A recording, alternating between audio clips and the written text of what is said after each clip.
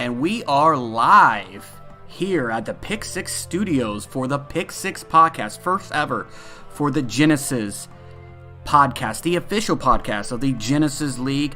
I'm your host, the Alpha Heel 7, and with me is IREC Rookies. How are you doing today, rookies? I'm doing well, Alpha. How are you?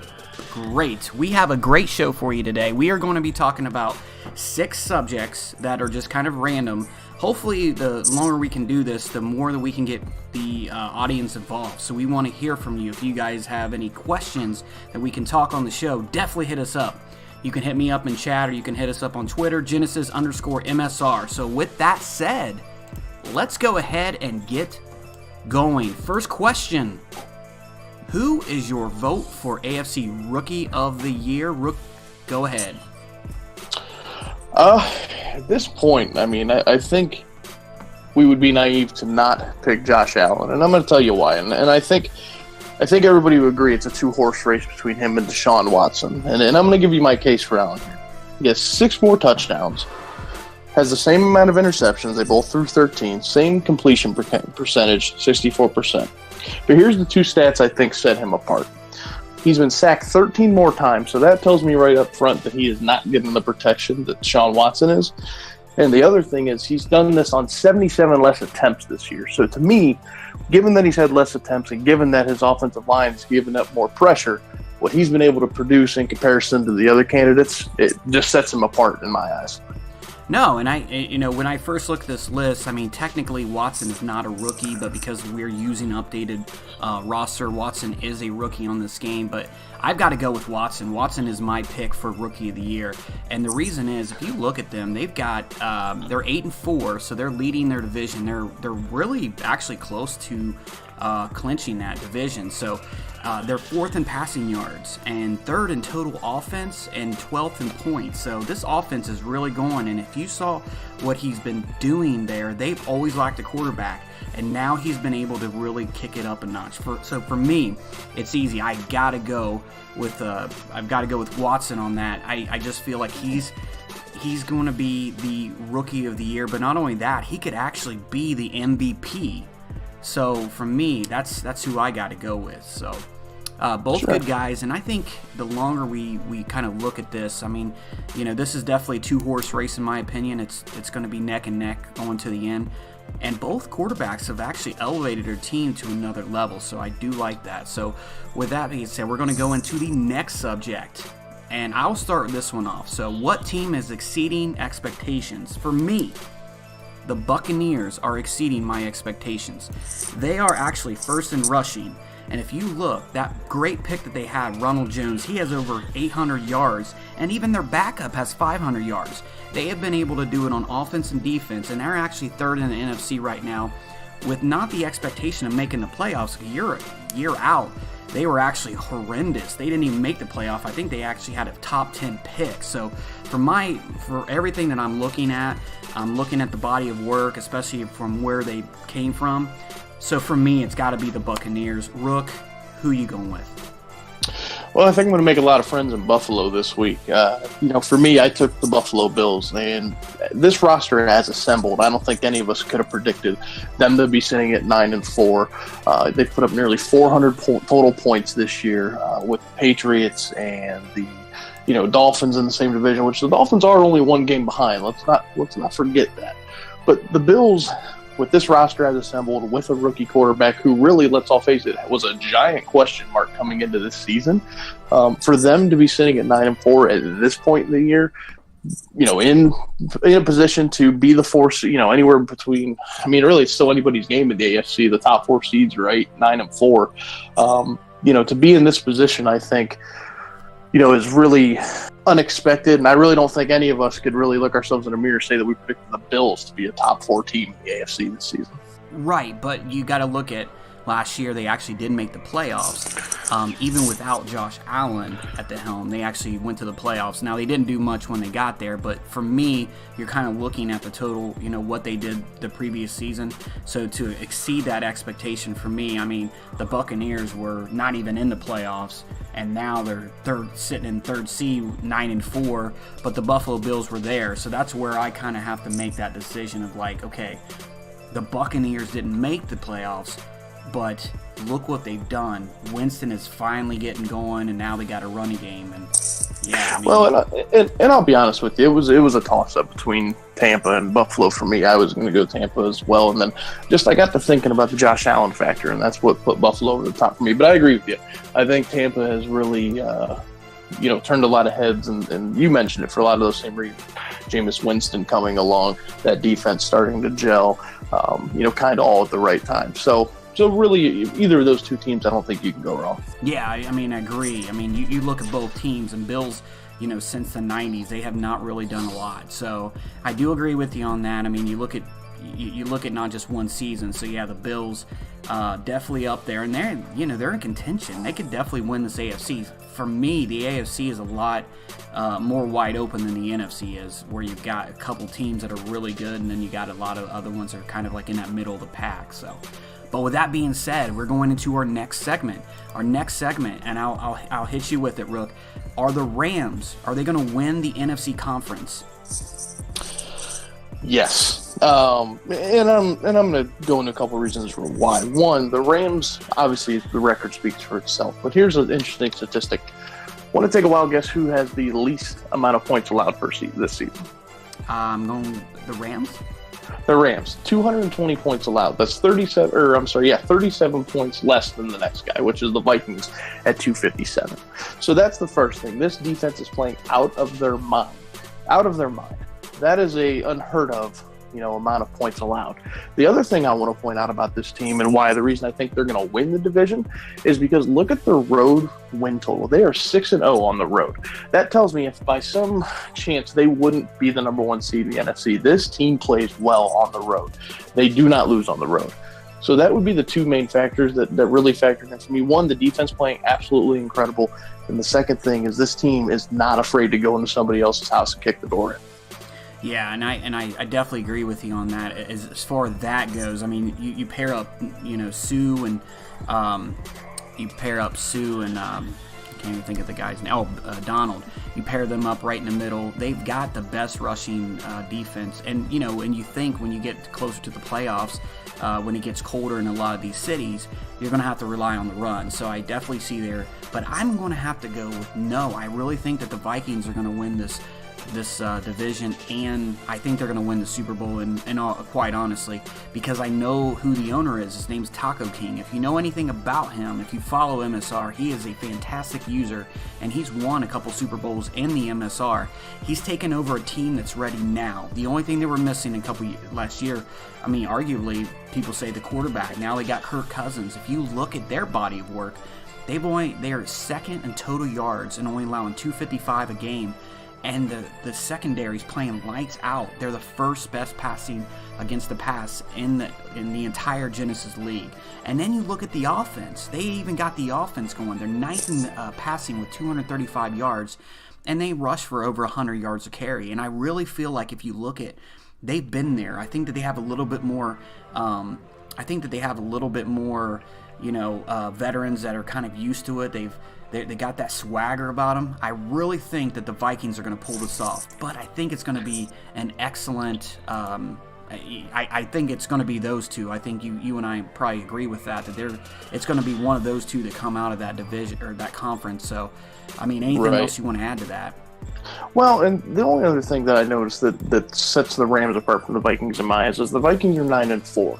All 4 losses have come from NFC opponents.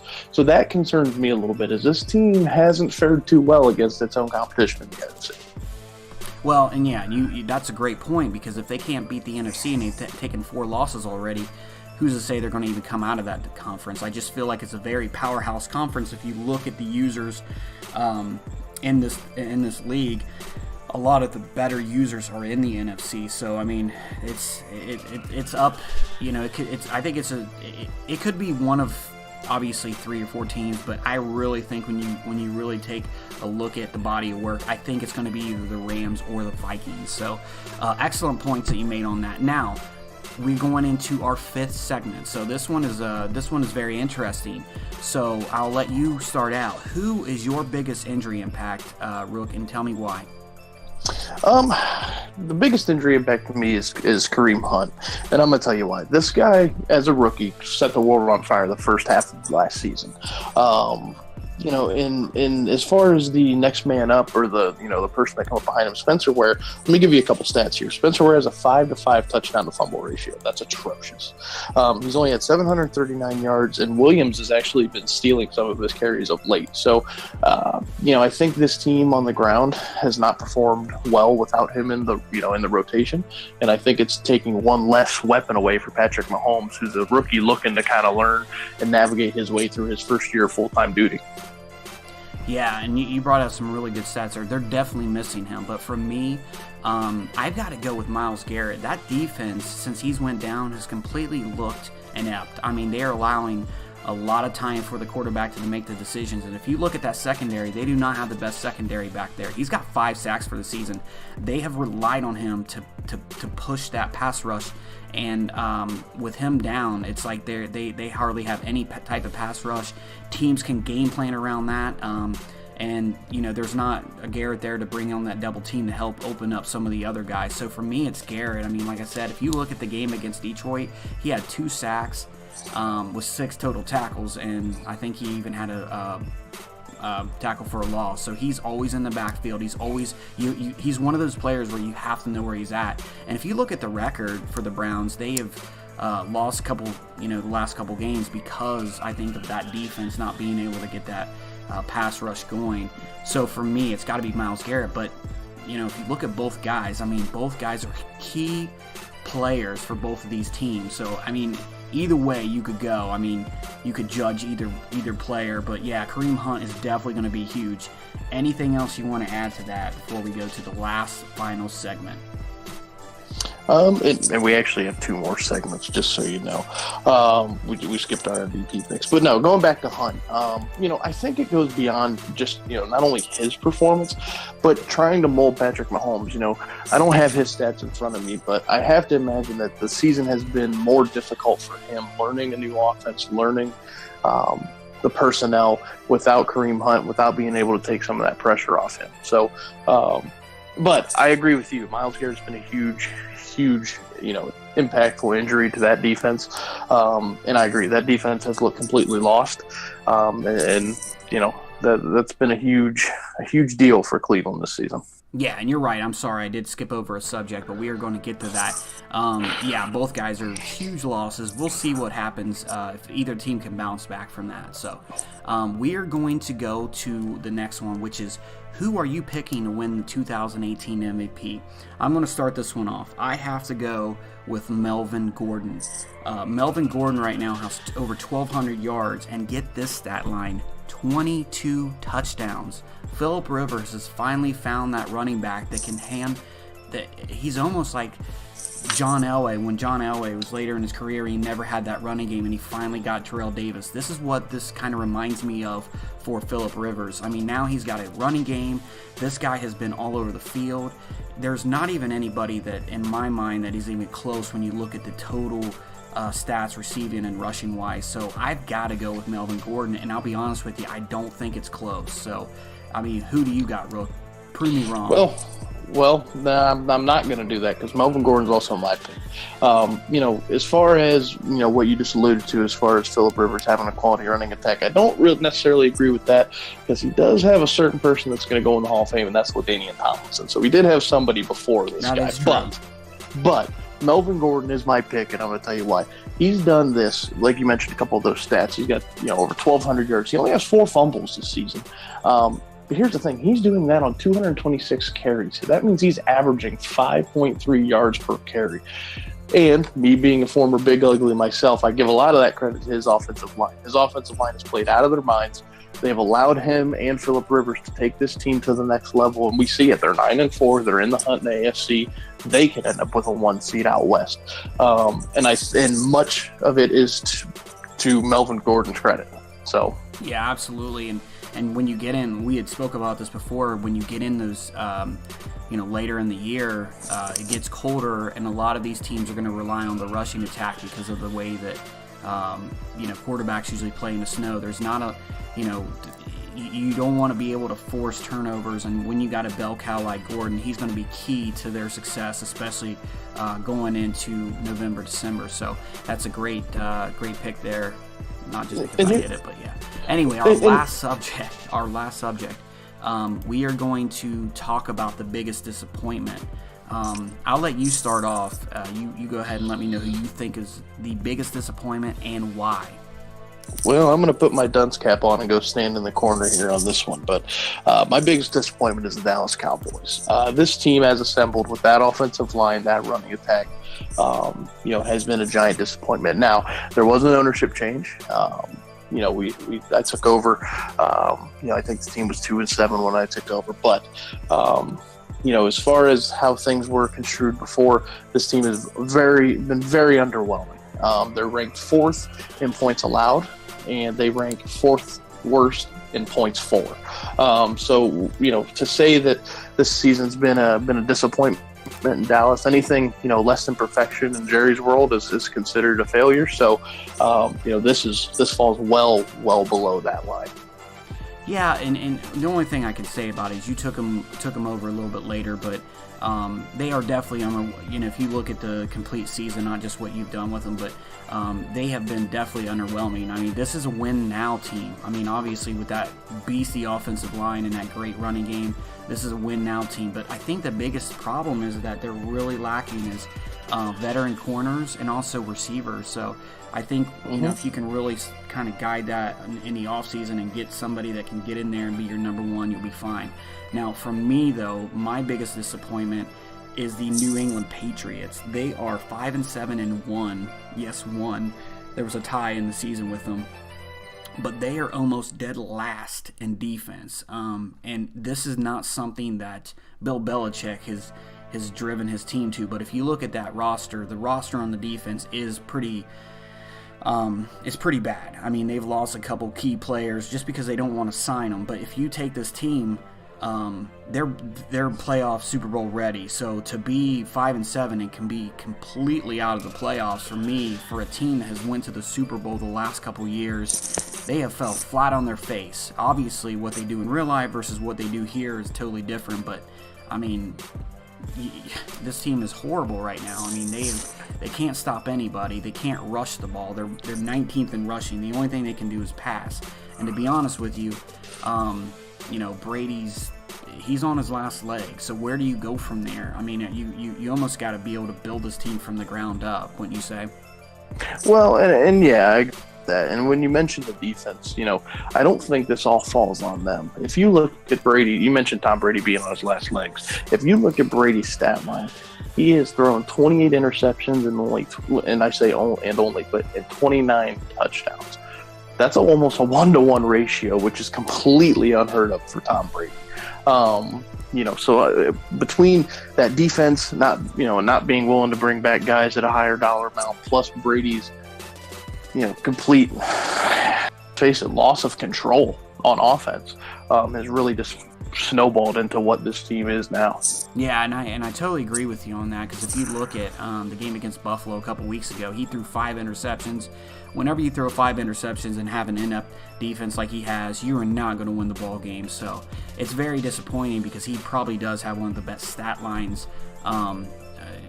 He has the best attributes on the game, so you should be able to pass anywhere on the field with him. So yeah, I mean, he's not doing them any favors, but they're not doing themselves any favors either. So in my opinion, they're really falling apart. And in all honesty, they're probably not going to get a top 10 pick if they win another game or two. So they're really going to have to start thinking. Now, they do have $40 million of cap, and you got to think, is Brady going to retire after this year? So you got maybe some free agent moves that you can make, but they're going to really have to do something if they want to compete now. So yeah, I mean, that's a great point there. So with that said, we are going to do our closing here. Do you have anything else you want to add? Just want to say thank you to the league for having me come on board. It's been a blast so far. I'm looking forward to joining you, Alpha, doing some more of these podcasts. And obviously, if you, the fans, or you, the owners in Genesis, have any suggestions or anything like that, please let us both know. We'll be happy to accommodate. Yeah, absolutely. Kind of back up what you said. One thing I want to do is I want to bring on guests. I want to bring on different type of segments. I want to show some highlights and stats. I want to do it all. I want this to be your official podcast. Keep in mind, Genesis is the Ascension League for the MSR, so you have to go through Genesis in order to make it to the MSR. However, you're not going to make it just by sitting there making maybe 2 tweets, playing your game. You're going to have to step up, get on the show with us, talk to us. You don't have to be the best talker in the world, but get on here with us, communicate. We love having guests on here. So any ideas that you guys have, you can always hit us up on Twitter. A lot of you guys have my, I'm in the chat, so the Alpha Hill 7, you can hit me up, you can hit Rookie up, and we will be happy to implement anything, and even different type of segments and stuff. So that's great to hear. And Rookie, thank you for being on here with me. I look forward to doing more of these with you. We will try to make them as much as possible. And with Madden come around the corner, we could even do maybe a special show, maybe not just about Genesis League, but maybe we can talk about the upcoming Madden and what kind of features we think is going to happen on here. So what do you think about that? No, I think it sounds like a great idea. I mean, obviously Genesis and MSR are going to be our focus here, but we don't have to be pigeonholed into that. You know, like I said, with the audience's suggestions and things, we'll start implementing some different stuff, and we'll keep it fresh and entertaining for everybody. So you want to keep coming back for more. Absolutely. So for IREC Rookies, I am the Alpha Hill 7. Thank you for joining us. Take care and God bless.